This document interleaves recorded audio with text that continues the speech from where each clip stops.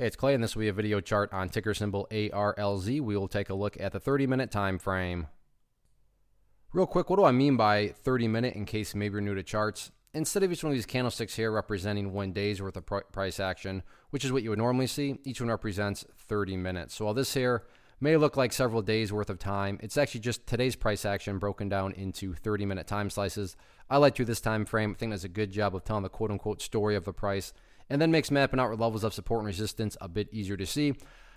In this case, we have a pretty interesting setup. Now, I don't mean to rub salt in the wounds or state the obvious, but yeah, the price got beat up quite a bit today. And if you've traded long enough, I'm sure you've seen stocks where they get beat up in a very short amount of time, and then there can be some very nice bounces that follow. Now, am I saying that that's guaranteed to happen here? I'm not saying that. I really wish trading was that easy. But yeah, I mean, there's no doubt about it. Today, the price got absolutely hammered, and, the price just got, pretty much pushed downwards and downwards and downwards. But then all of a sudden during the late day price movement, and this is where things get interesting, the price actually finally started to go sideways, and that brings about our first technical level of support right there at 45 cents. So, afternoon time, several times over and over again, the bears did try to press down through 45 cents, but the bulls held strong. Now, does that mean it's guaranteed to hold strong?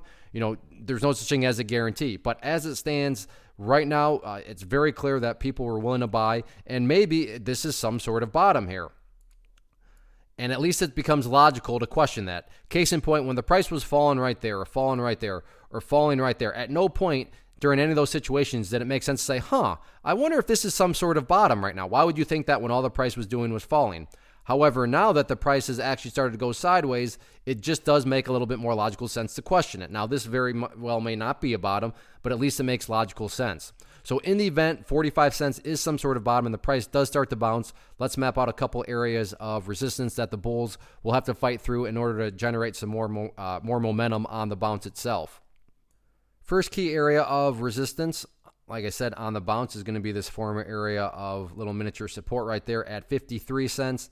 And then after 53, next level to keep an eye on, former area of support right up there at about 58. So 53, 58 are going to be those two near-term levels. If the price can get some breaks up above both of those, and better yet, closes up above those levels, I'm sure I'll be back to update the chart at that point in time. But as it stands right now, definitely a very interesting setup. I should note that, if you're not good at managing risk, if you're not good at honoring stop losses and all that sort of good stuff, then yeah, this is definitely not a setup that you should be, paying attention to.